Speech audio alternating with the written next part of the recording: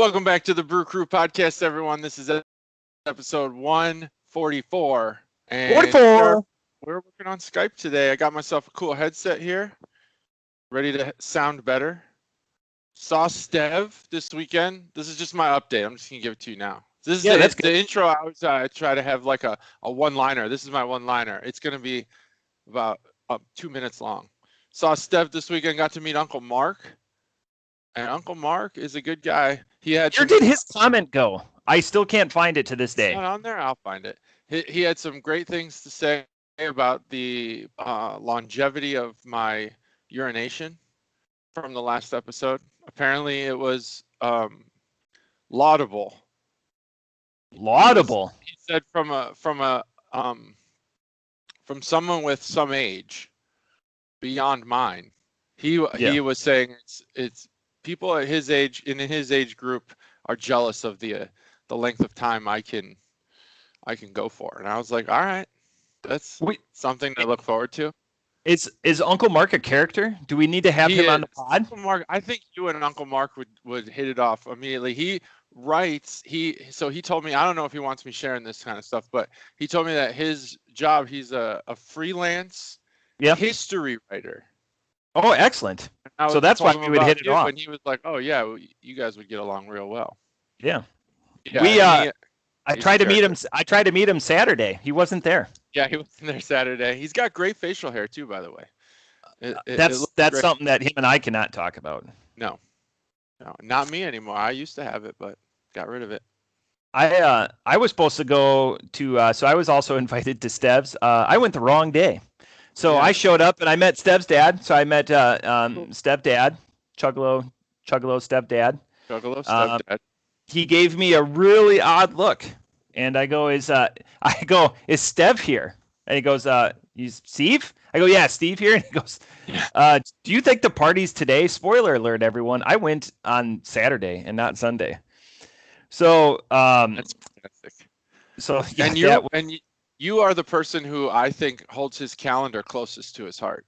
Yeah, so I didn't write it down because so the text message was like a late. So I scrolled through my texts as I'm driving back because I'm very disappointed. So I went during nap time and packed my cooler and everything. And yeah, so this is very un-Matt-like. And sure as shit, he did say Saturday. In my mind, Sunday. Or if he said Sunday, in my mind, who has a party on Sunday? So I was like, okay, that's it's going to be Saturday. And then I had every intention of going back, and then Saturday night happened, hijinks and everything, and I was incapable of going Sunday. I had other commitments, but it sounded like it was a good time. Well, you showed up. I did show up, and I don't feel bad. I didn't know because we were comparing notes a little bit. I'm glad that I already sent my wedding gift, so I think it was his reception, but he didn't want it labeled that or whatever. But I already sent a wedding gift over a couple of weeks ago, so I didn't feel guilty that I gypped him out of like a wedding gift or something like that. That had already been sent. Was the reception. Good. That had been taken care of, but he didn't put in the text message invite for me. It was a reception, so I have no guilt. I feel a little bit bad. But I was like, I'll see if I can make it. But it was all over text messages. Yeah. You showed up again. Showed up. That's what matters there. Met his dad. It was interesting because his neighborhood is such that a lot of people hang out outside. I think in their driveways and backyards and stuff. Yeah. And so when I walked up, I wasn't quite sure if I was even in the right place, and I couldn't find the numbers on his house. I think his house is the only one without numbers. But I just compared the two next to him and said, this has got to be the one. So I walked in and they're like, are you looking for Steven? And I was like, yeah, I think I am. Yeah, I'm looking for Stev. There's a lot of cool people there. It's a good group of people to hang out with. Yeah, so I'm glad that 50% of the podcast was actually corporeally able to make it on the correct day. Yeah. So if you're batting 50% in the major leagues, you're a Hall of Famer. Yeah. Yeah, that's true. I was out and about. Here's a tip, and this is not a beer related tip. So he chatted me through Messenger, Facebook Messenger, and I don't keep Messenger on my phone. Yep. Well, you cannot check Messenger messages through the browser. So I actually had to download Messenger just to get his address out of it. I should have wrote it down. My own fault. But if you guys are like me and you don't keep Facebook Messenger on your phone, write down everything. It's so they can record through that, because I don't think the Facebook app records because they split it off. So I think that's the recording app. Okay. I postulate. It's possible, yeah. And the cookie collection. That's the big one. Anyway, beer. News? I do. So I got lamb-basted. This was the little bit of pre-production that we did. I got bull rushed by Dr. today. We actually have a date. He's finding out about this now because we haven't told him. We have a date for the Broken Drum podcast. It's going to be coming in July. So just stay tuned for that. We're going to be the first podcast, I hope, coming from the Broken Drum. So that was. It's going to be big. The Broken Drum is the bar that our number 17 top listener, Dr. Juggalo Dr. used to be number 1. Used to be number 1. Now he's 17. I'm not saying in likability. I'm just saying in keeping up with the times. Yeah. We're going to go break in his bar that he built in his backyard, the Broken Drum. This is the first time the Brew Crew will be on site for what I assume to be the grand opening. The ribbon cutting. The ribbon cutting. Yep. We'll be the one cutting. I'm going to have to make a note to buy a ribbon. I'll have to get some huge scissors. Yes, obnoxious. It's like some gardening shears. Yeah. But outside of that, for beer news, so that's exciting. That's something that's we've got scheduled for later July. As far as beer news, nothing. Just packed up nothing a cooler. For you, huh? Didn't drink anything out of it. Yeah, no. All right. I got a couple things. Okay, bring it. Here, let's do this. Let's share some screens here. I actually did have a stat, but that's fine. Go ahead. Do it. While I share screens, you talk about your stat.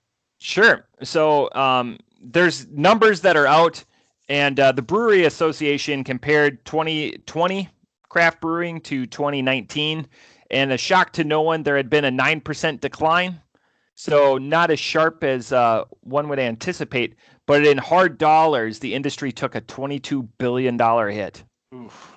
And that, in hard dollars, it's a 22% decline. So that's considerable. Yeah, those are dollars.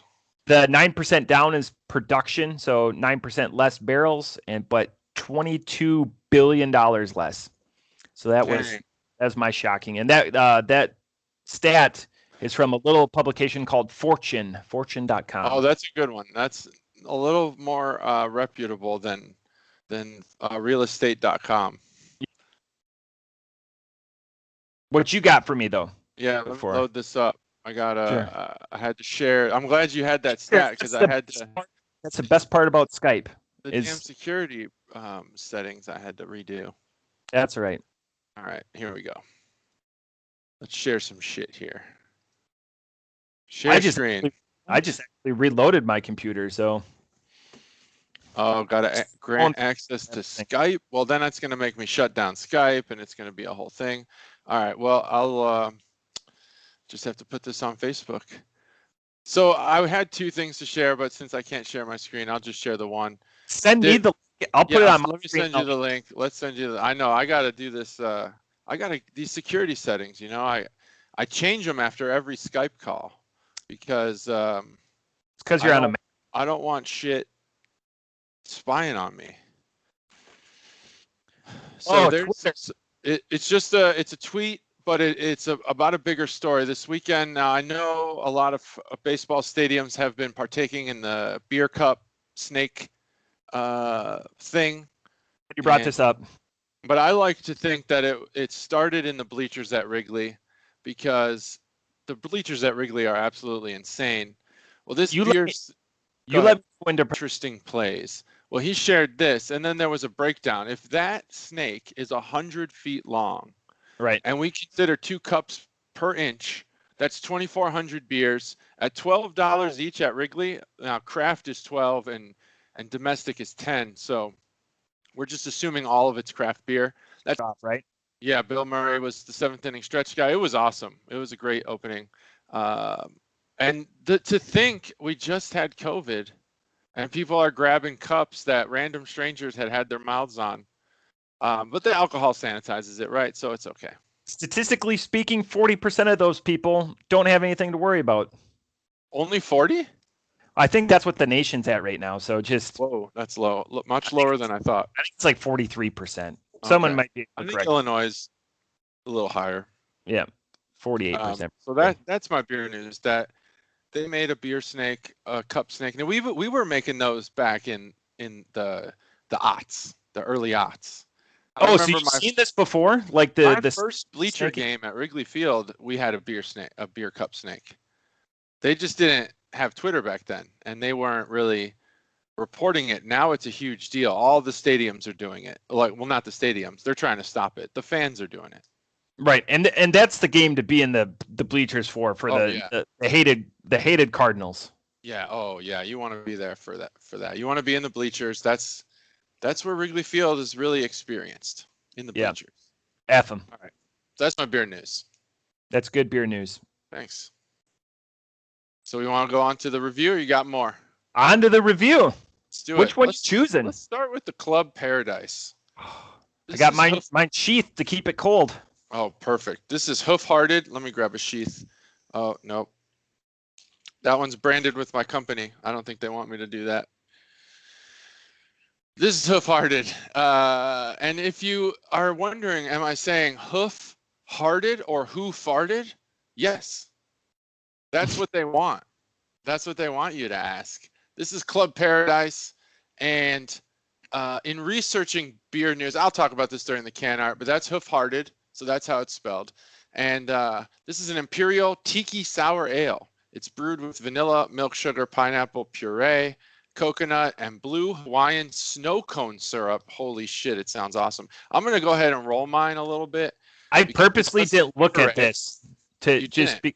Yeah, so Chuggalo Stev brought this over weeks ago. And I told JT for the beers that he gave us, he could use them as his submission. So this is fantastic. And I didn't look. This is Chuggalo Stev. This is Chuggalo Stev's submission. So he's actually going to be sponsoring the Can Art Boner segment. So here is the crack. 3, 2, 1. That was very not loud. Oh, I put it up to the camera. I should have put it up to the mic. Mm-hmm. Okay. Yeah.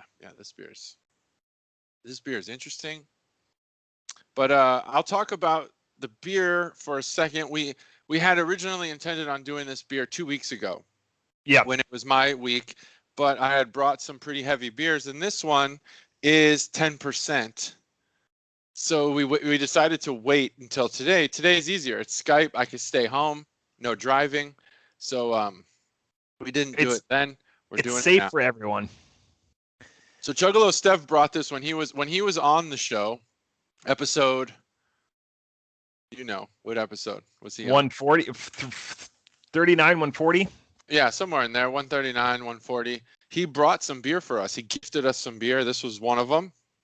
And he brought enough so we could share it. And it's Club Paradise by Hoof-Hearted. We talked about Hoof-Hearted recently because they are participating in the Metal Brewing Festival in Pennsylvania this summer. And I think they're kind of a metal brewer. With the name like that, you're either a Weird Al Yankovic brewer or a metal brewer, I think. Andrew WK could be right in there, like just Yeah. So that's Hoof-Hearted. They are, I forget where they're out of. Are you going to be invited to play at this festival? Your new band? Yeah. We are. It's actually just me. I'm playing by myself. Just a half-hour drum solo. I'd fucking listen to it. I bet you would. It would be awesome. You should listen to it. All right. I'm going to go ahead and just do some research on this brewer. Do you want me to kick it off? Yeah, go ahead and talk about the flavor while I get prepared to talk a little bit. Let me dance. Okay. So you got to hold on a second. Hold on. Oh, real quick. You got to do your new segment. This is Matt's Internet Cafe Corner. There's wow, look at that technology. Decent website. The technology. So hoofheartedbrewing.com apparently is the website.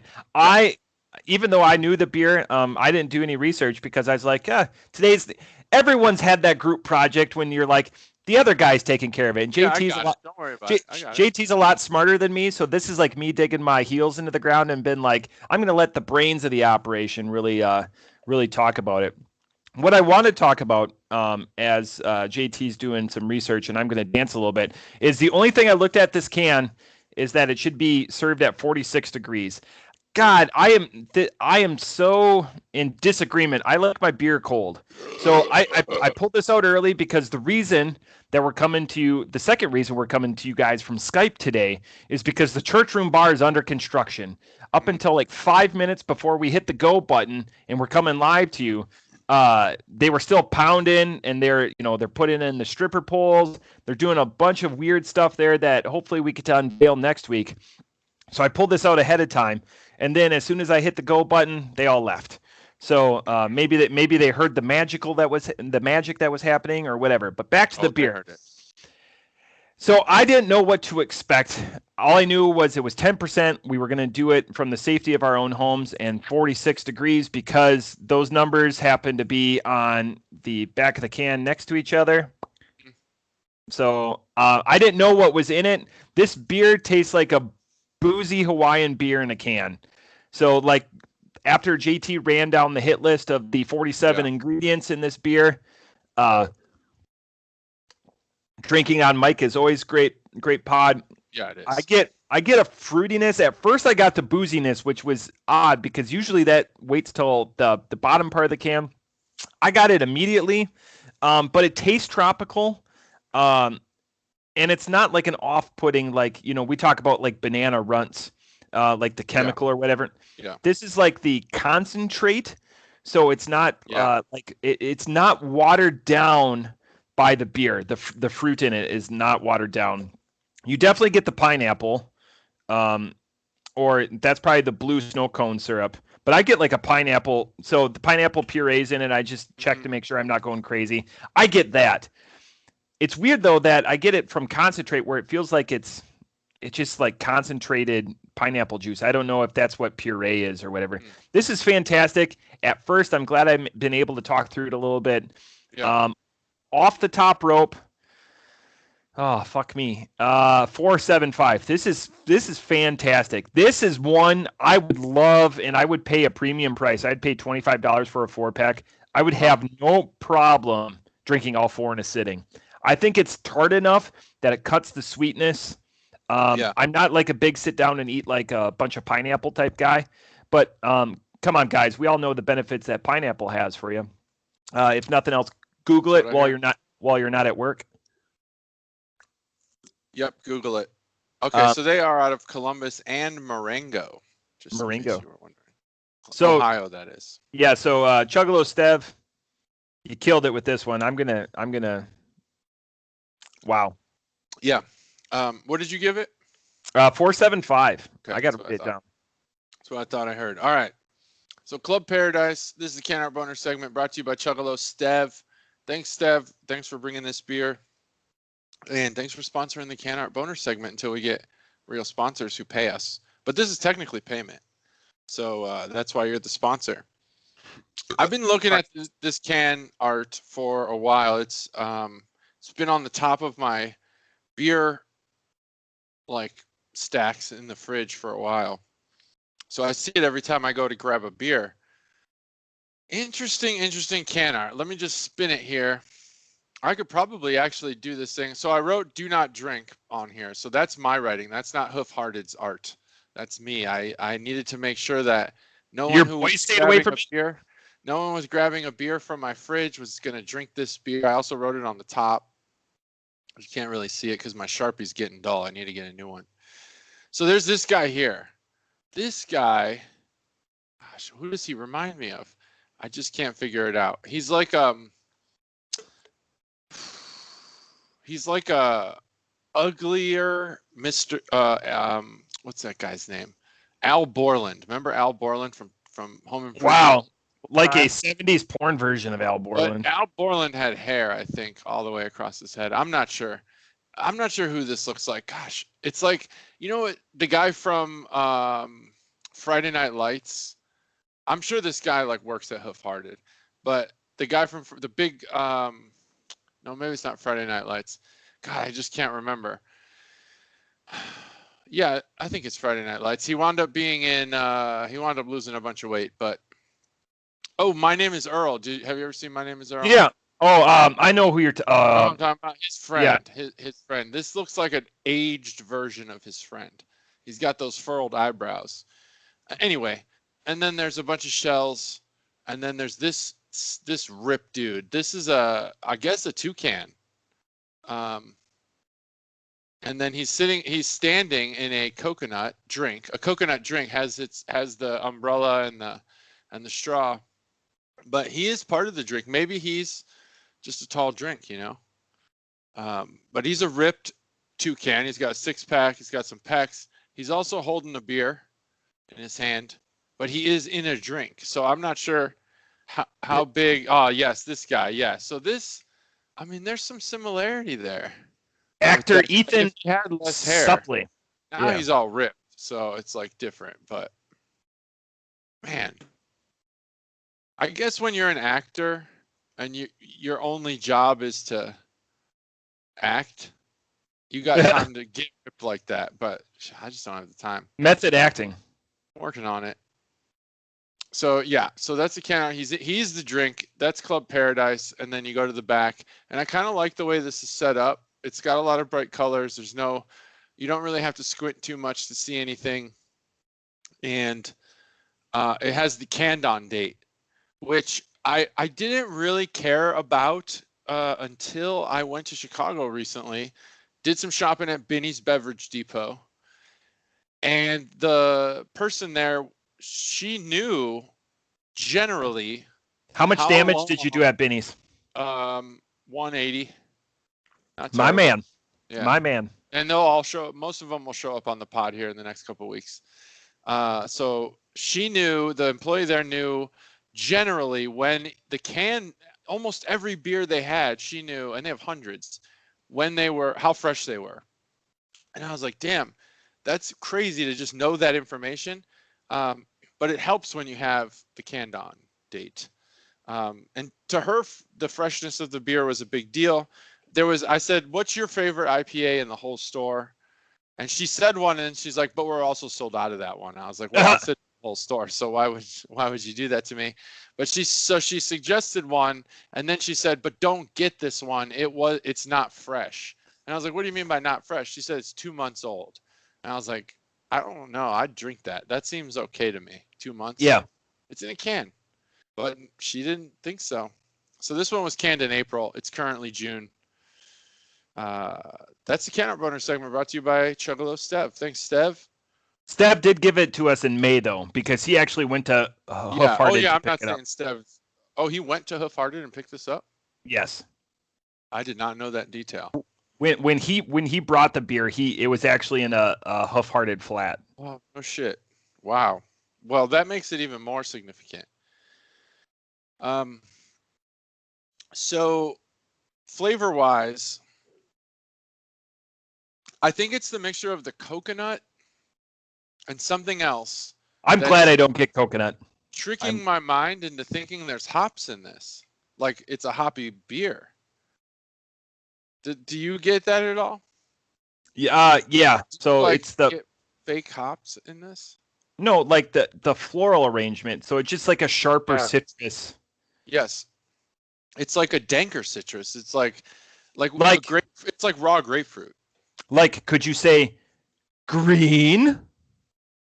Wow, look at that. For the listeners on Podbean, Matt's doing some magic with his camera or lighting or something. Yeah. Maybe he brought that toilet light into his office. There's like some trickery here. It makes it seem like it's a fruit IPA, but it's actually an Imperial sour. And there's a ton of alcohol in this.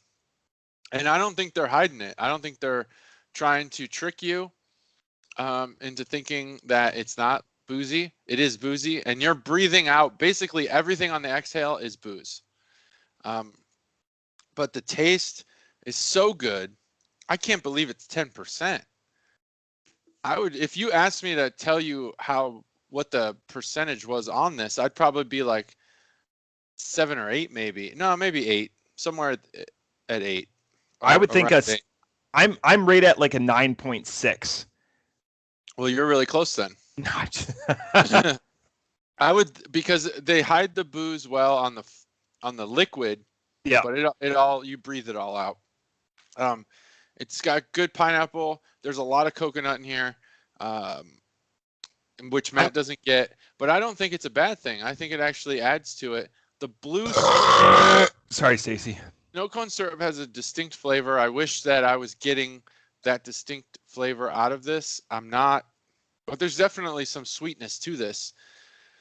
And that could be the milk sugar. It could be the blue snow cone syrup. I'm not sure how much they're putting in there. Maybe just a squirt like they do when you get a snow cone. They screw you out of getting a flavorful snow cone. Or maybe they're putting a couple gallons in there. I don't know. Overall, really good beer. I don't think I'm as high on it as Matt, but I'm really close at a 4.5. This beer, if it wasn't 10%, you could definitely down a whole 4-pack, because it's so good. And it's almost summer. It was 90 degrees yesterday. I don't know what it is today. 80. But it was like so hot, and I would have just loved to have this beer. I've been done with this beer for 2 minutes. Now I get that bitterness, like that positive alpha acid afterwards. So it's interesting. It's interesting just how like it sat there and ruminated on my palate, just like how like that sweetness is all gone. That was a good technical talk. So it's not really like blue or anything. I only have a little bit left, but I did bring a glass up. Yeah. Just to test it out. It's just a classy motherfucker. All right, next beer we have, so good job, Hoof-Hearted. We'll start there. Next beer we have, this is a Shiner beer. Shiner! And they're out of Texas. I'm going to have to use this wrench to open this beer because I don't have a bottle opener in my office. Because Chuggalos, JT's house is so massive that it would take him a half an hour to go down to his second kitchen to get Nothing wrong with that. Nothing wrong with that. My second kitchen. I only got one kitchen. So this is Shiner's Brewer's Pride out of Texas. And I'm going to try to open this with a wrench. So I'm not even going to count it down because this might take a while. I think I'm going to get it, though. Here we go. Nope. This is not going to be good. Oh, man, this isn't going to work. I need to figure this out here. The moral of this story is always have an opener wherever you're going to be seated. Boom. Yeah. Always have an opener. 2 in arm's reach. Right, or just put it on the edge of your table.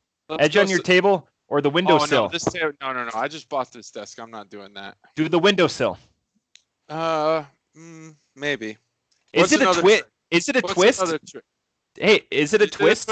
Let's see. It's a Shiner. It's a twist. It is a twist. Holy cannoli. I'm glad. I knew that earlier because all Shiner beers are twists, but I just wanted to see you struggle. I don't think we should do twist beers on this podcast. That's totally my fault. Actually, I think did my mom give me this beer? Now I'm blanking on which beers my mom got me. I'm pretty sure that Chuggalo Mom got me this beer. So Chuggalo Stev's reign as the sponsor is over. She'll correct us though. Oh yeah, she'll let me know. Yeah, she did. She got this beer. I just brought it home.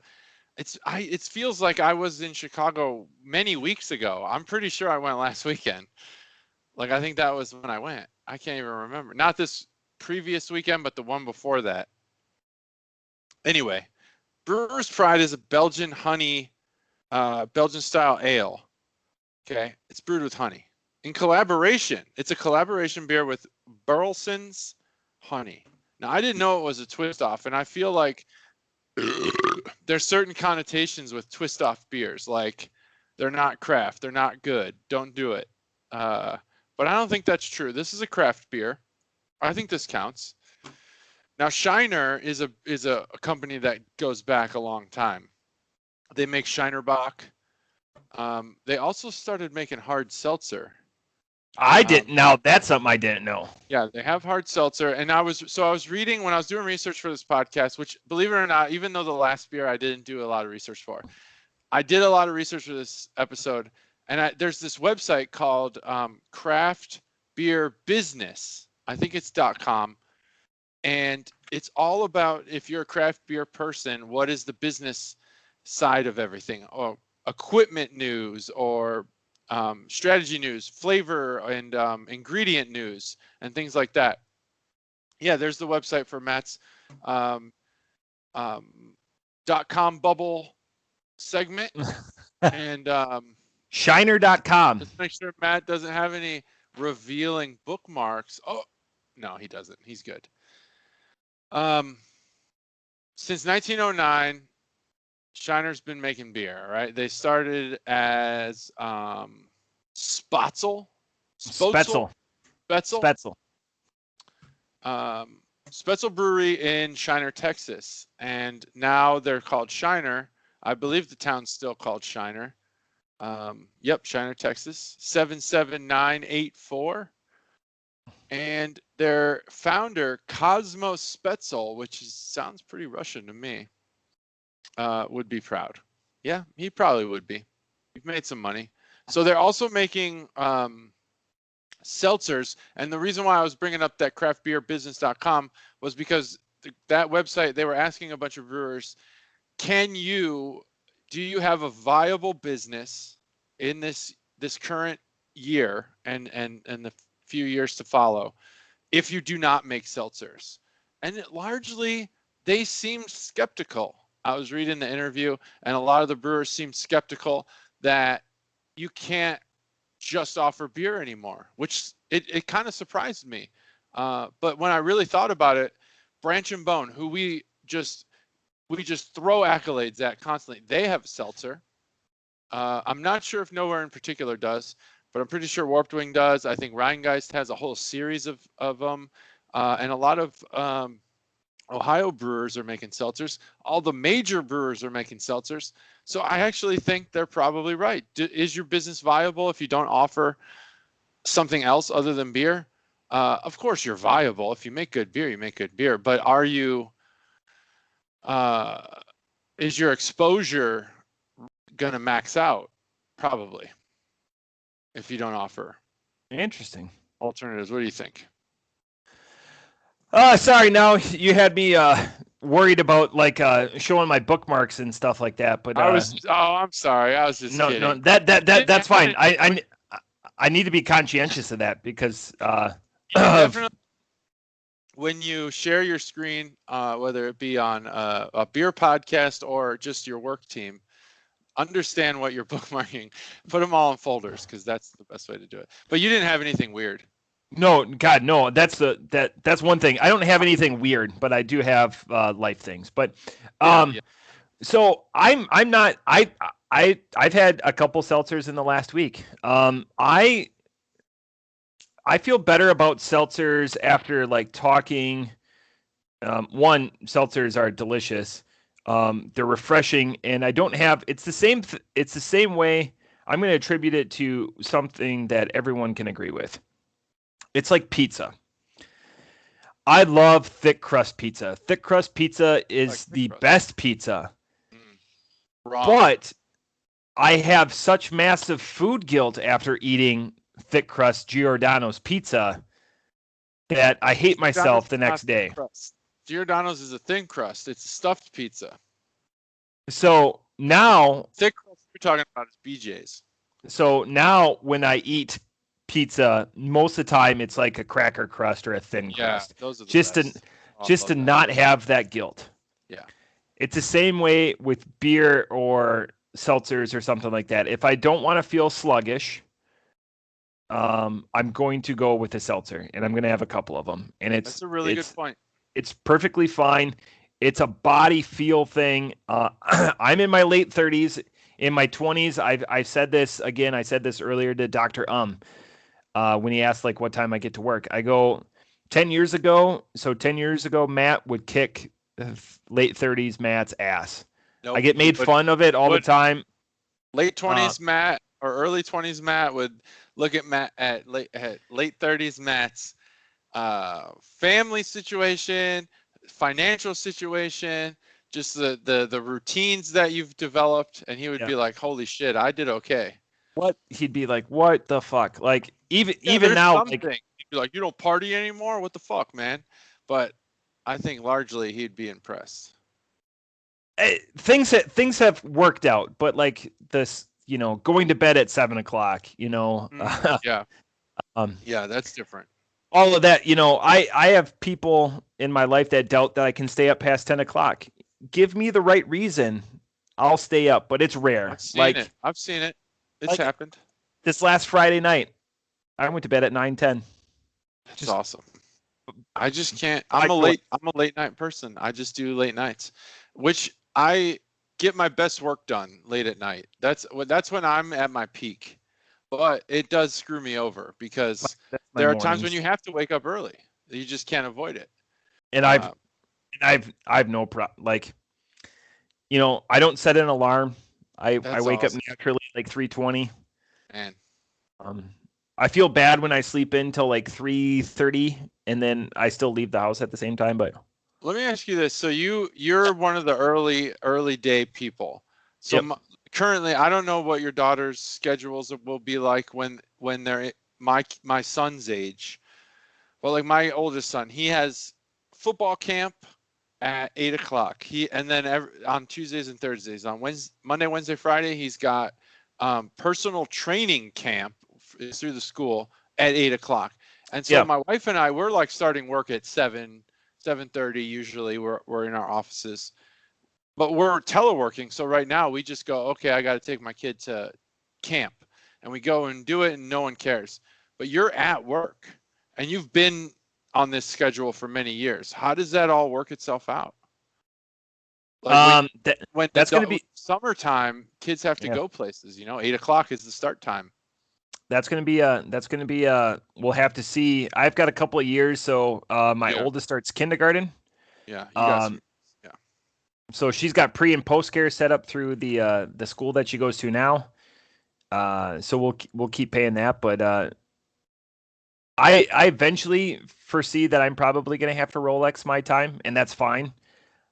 Part of my calculus now is because I can come home and I can do a podcast, I can work out, I can work on schoolwork, and then prep dinner or whatever, and then when I go pick up the girls, then it's game time. Yeah. So that's how I look at it. Okay. So it's I use the analogy. This is the shit that old men talk about during beer. So it's applicable to this podcast. So strap in, Chuggalos. Yeah, strap in. I attribute my life to a plate of food when I was growing up. So we always had meat, potatoes, and a vegetable. I would eat the vegetable immediately. Get that out of the way. Vegetable is work. Yeah. Meat and potatoes, enjoy that later, and enjoy that back and forth. I'm glad you said that. The eat the best last. There's two camps. Eat the best last, eat the best first. Eat the best last. It's the lasting flavor. You have to eat it last. Yeah. Anyway, I worry about that because you are the one person in my life who I've known who has been pretty consistent on scheduling. Yeah, except that now this week I fucked up on Stev's party. Well, that's more of just an anomaly. But as the kids get older, I remember when that's my planner. It's always right next to me. It's awesome. I'm just like, I don't know, like everything in my life just seems so sporadic and random because of these kids. It's just like, oh, we got this thing we got to go to. Oh, let's shift. Now we got to go to this thing. And then they're like, oh, they're going to put on a performance at the school. And then, oh, there's 10 baseball games this week. It's crazy. And I'm like, if I had your scheduling abilities, I think it'd be handled just fine. But I was like, at what point? I think your wife's job is probably more strict as far as like being there than yours is. So you're going to have to pick up all that stuff. You know our world, JT. You're gonna be like, I gotta go take my kid to camp or whatever. Yeah, you're gonna have to do it. But that's good. I wish I did more for my wife. Anyway, she handles all the kids stuff typically. Oh yeah. So like I get home, the first thing I do is I make the lunches for tomorrow. So my lunch is made, the girls' lunches are made. It's just routine now. So, all right. Boring and shit. But that's a great segue. I'm glad JT brought this up because this beer is boring and pedestrian. It is. It is boring and pedestrian. This beer is not. But it's not crafty. It isn't. It's a basic bitch. Flavor. Is that 2 weeks in a row on a basic bitch? Yeah, probably. Basic beer bitch, triple B. I lived in Texas for the better part of a year. Oh, I like their Ruby Red. I like Shiner Bock if you're just going out and you want something that doesn't taste like yellow swill. Shiner Bock is a good one that's always available. I had higher hopes because it's like Brewer's Pride, maybe like limited edition or whatever, because it doesn't match like the rest of their motif. I like their story. Shiner's beloved, like Miller is beloved in Wisconsin, like Shiner's beloved in Texas. Again, off the top rope, I'm gonna have to give this a solid 3. Oh, okay. That's a little low, I think, than I thought, but that's okay. Let me just. So I realize now that I think this is more of a Burleson's thing than a Shiner thing. I think Shiner has the weight behind him, and Burleson's does not. The way the label suggests is that Burleson just provided the honey. Yeah, and I think that's true, but I honestly, now that I'm thinking about it, I think that's the basis of the flavor. I think I mistaked the flavor for Pilsner malts, but it's honey. I'd rather have a Leining Kugel's Honey Weiss, and that's the other honey beer I can think of on the market. I don't think I've had that one. That's their like. Oh, that's the main one. I thought the different one. What are all the Weiss No, honey Weiss is what launched them 20. Okay, I've probably had it. I started drinking beer. So you're thinking like berry Weiss, or if you pour 50-50, it's called a honey bear. But yeah, I would rather, and people back home will know, if I would rather have a honey Weiss than this, I think maybe I need to have them side by side. This is a robust honey Weiss. Okay, I remember why I wanted to do this one first from Chuggalo Mom. It's a limited release. That's why I said it looks special compared to. Yeah, it is. It is a limited release, and it's not even on their website anymore. They've taken it off the website. So this Brewer's Pride is a series from Shiner. They've done a few. This particular one was done with Burleson's honey, and I can't really find a lot of references to Burleson's like on the internet. I think Nate Burleson? They probably have a website. I'd think Nate Burleson. If you drafted him anywhere above the 4th round in fantasy, you're an idiot. Ever. Was he ever a higher pick than that? No, never. He wasn't. Because he was never the main target on his own team. It was Giants. Who was he? Vikings for the longest time. Yeah, Vikings. All right, I found their website. Chicago for a while. So they're a honey website. I really enjoy honey. I think honey is one of the better foods that nature gives us. For years, I'd asked for a honeycomb, like a full honeycomb for birthday, Father's Day, whatever. That's all I wanted. My wife finally tracked it down. I think it was at Jungle Gyms or a store like Jungle Gyms. And they got me for Father's Day one year, a full honeycomb. You just bite into it. Yep. It's absolutely insane. It's awesome. I recommend that. Is it different when you buy it? Because I've had it fresh from the comb. Just swat the bees away. Was it like more solid? I've had it that fresh. Oh. I don't know. I think I couldn't tell you because I've never had it that fresh, but they literally cut this thing in a rectangle off the beehive and throw it or wherever and throw it in this case, this plastic case. I don't think there's anything done to it. So it's got to, other than the freshness being extended a little longer. I think it's got to be the same thing because like honey won't mold or anything. Nope, honey lasts forever. Honey lasts forever. Yeah, it's the most shelf-stable food there is in the world. Yeah, and it's awesome. And the beeswax is the only thing that you might not like if you don't like textures, certain textures, because it's chewy for a while. Hey, JT. Yeah. Find your own beeswax. I will. So Shiner Brewer's Pride. This is from Chuggalo Mom. It is this is the Can Art Boner segment. Again, sponsored by Chug-a-Low Mom. 6% beer. It's got a limited release label on it. See, I thought it looked special. With the Star of Texas, I guess, the Cowboys thing going on or something. I'm really impressed with this Burleson's honey place. They got all this honey you can just buy. It's flavored honey. They got strawberry honey. They have honey. They have all kinds of stuff. Bulk honey, if you're in that restaurant business or anything.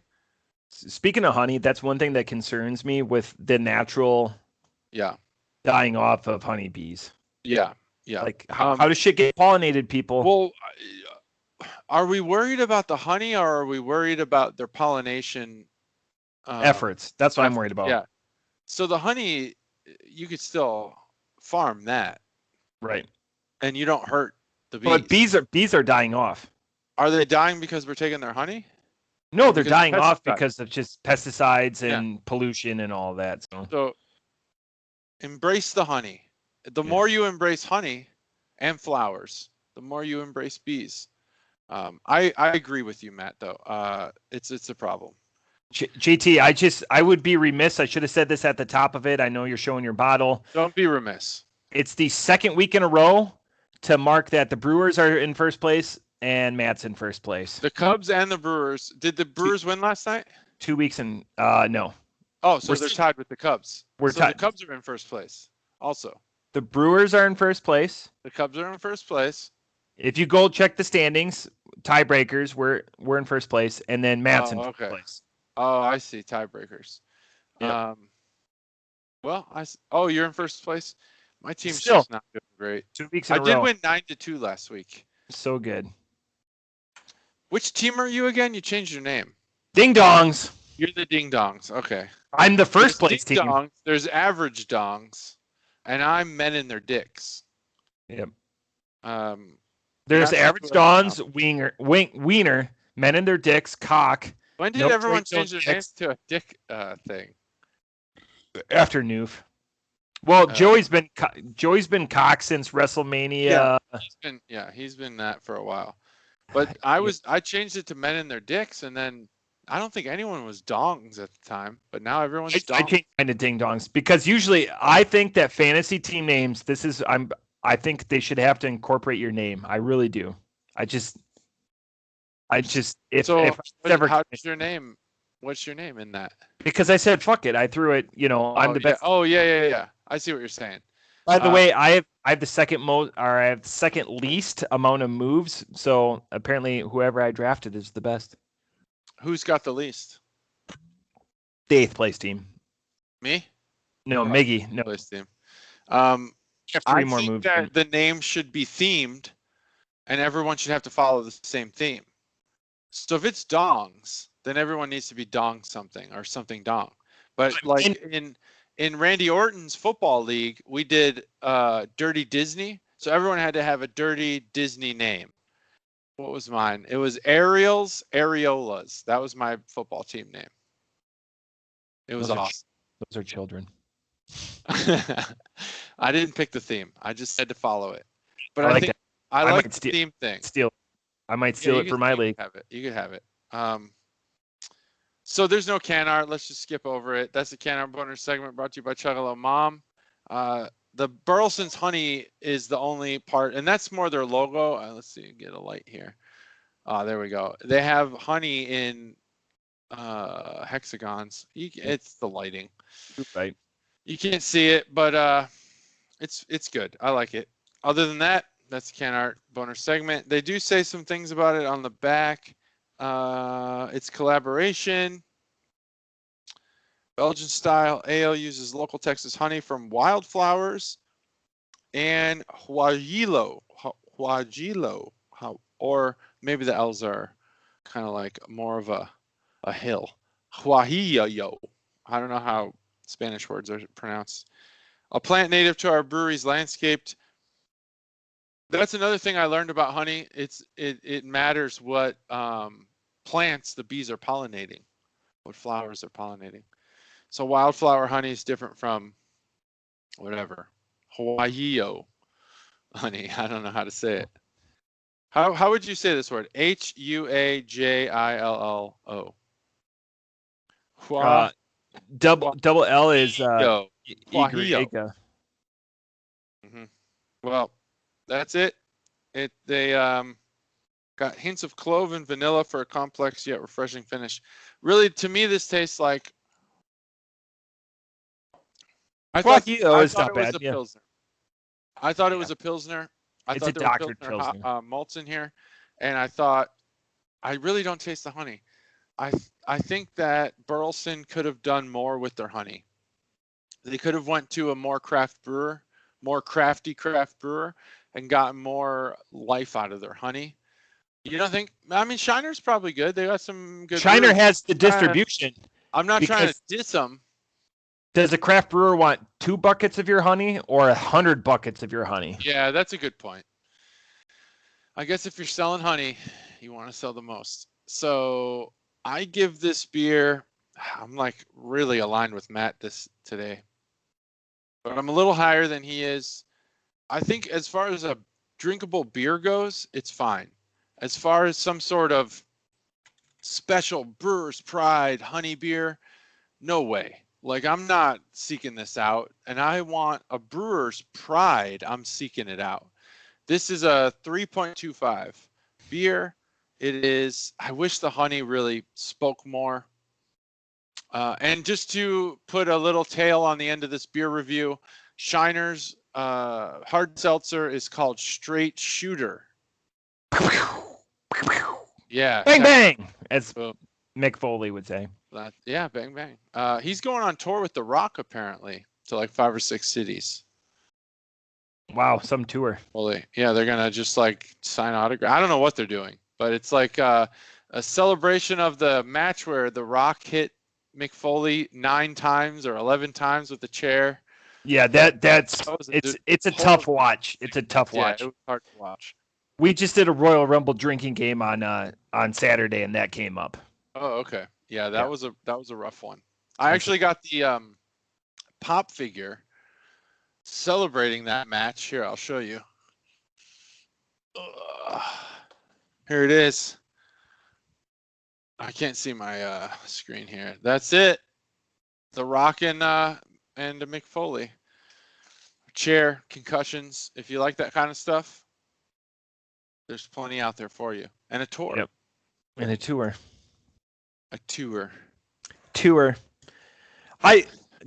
was something as we egress from the beer tasting segment that I wanted to talk about. I had a beer that absolutely blew my mind this last week that I didn't know till I registered these twos.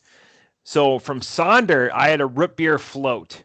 Oh, that was divine. Really? Without being it was like a flat root beer float. It's not like the cream. It didn't have a bunch of head.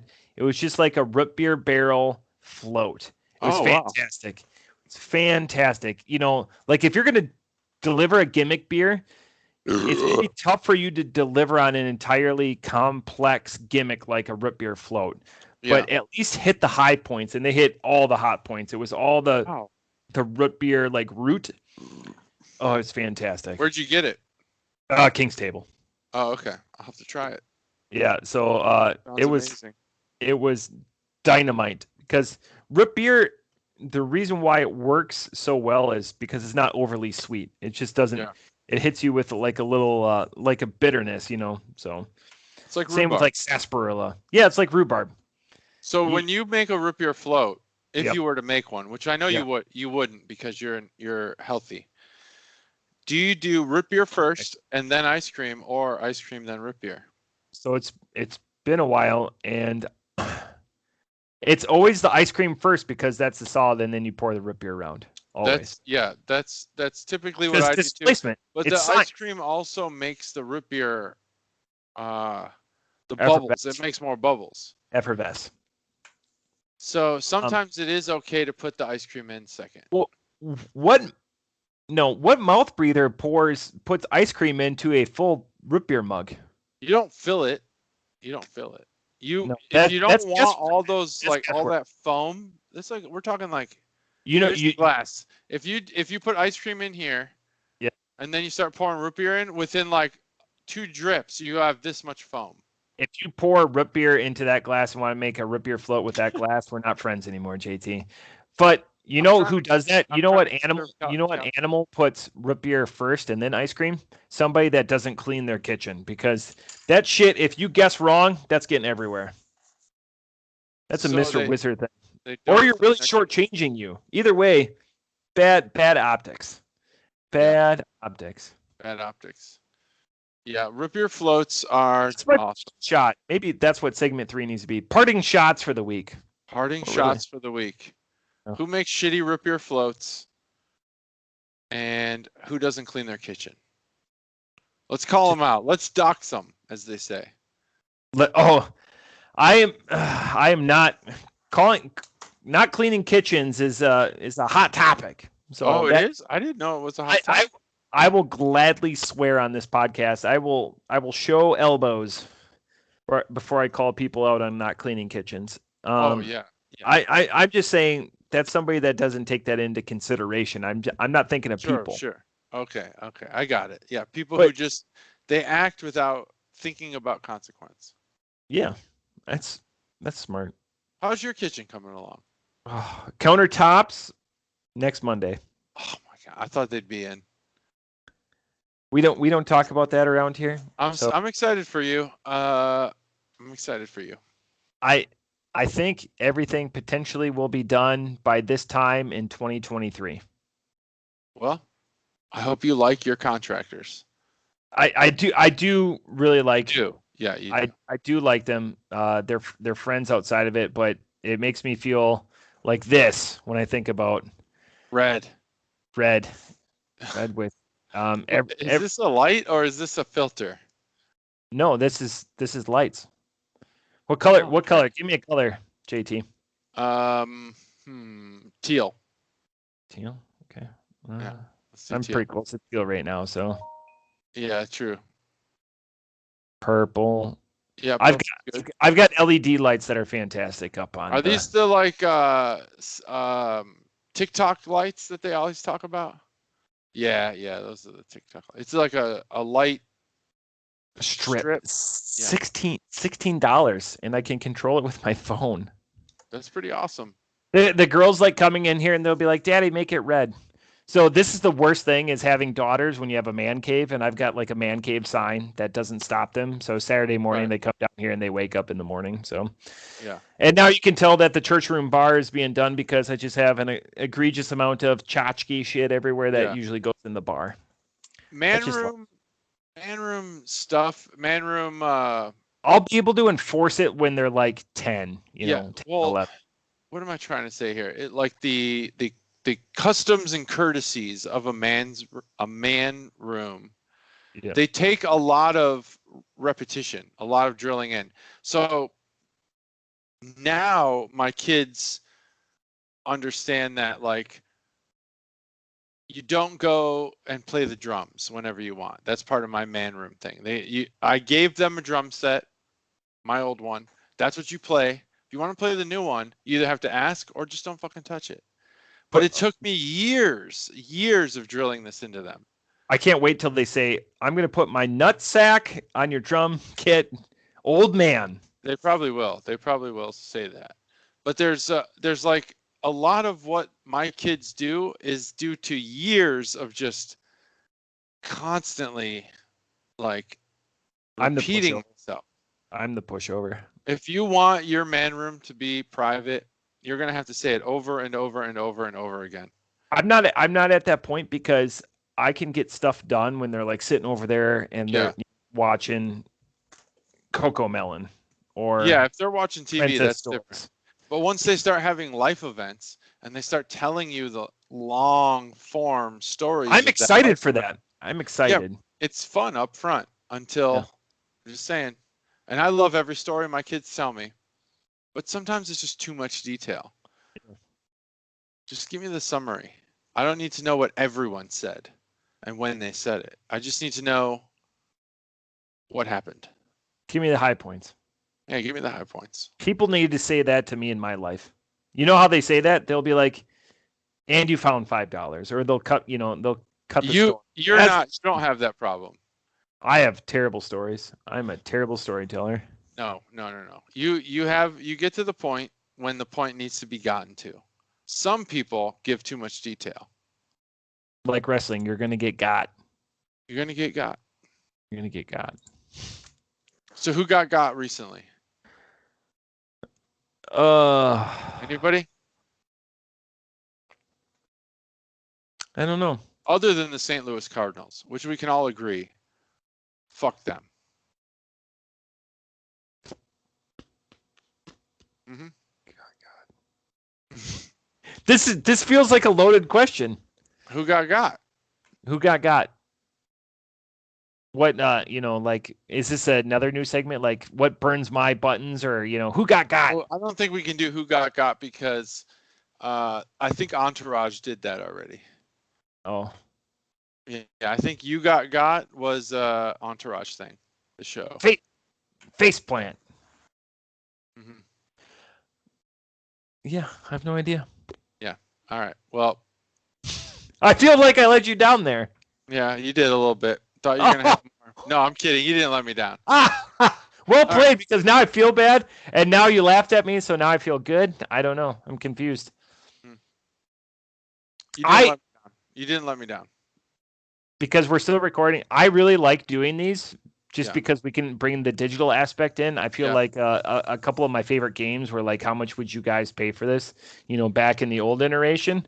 Yeah. It's tough to do that stuff because you run out of like beer archives or whatever. So I see a lot of value in doing these like multimedia ones. I do too. I like the how much would you pay for this? We could do that on non-beer things. Oh, just bring up random shit. Like, how much would you just look on Amazon? Much would you pay for this old cutting board? Yeah, how much would you pay for an inflatable pool that's 1 foot deep? Excellent. Just stuff like that. And filled with red food coloring. Yeah. Just find random things. Yeah. Excellent. I like that. All right. Well, I don't have any other significant points to make. No, just remember that we're gonna break in the Broken Drum. Yes. Bar up in Tip City. Yep. Potentially. In July. Late July. Late July. It's coming. Oh, it's coming. But if you have, we're doing more of these Skype episodes because it's going to be vacation season. Yes. Where we're all going to be, one of us is going to be away, one of us is going to be here. So the best way to continue to bring this to you, Chuggalos, is to just continue to do stuff like this. And like I said, I really enjoy it. I feel like it gives us a lot of flexibility and we can get shit done. So. Yep. And reach out if you want us to break in your bar or break into your bar. Yeah. Next week, we're going to re-break in the church room bar. Oh, that's fantastic. I can't wait. So it'll be done. It'll be done. Well, they should be done this week. All right. I was quoted 3 days. I'm going to be very happy if it takes them a week. That's awesome. I'm excited. I can't wait to see it.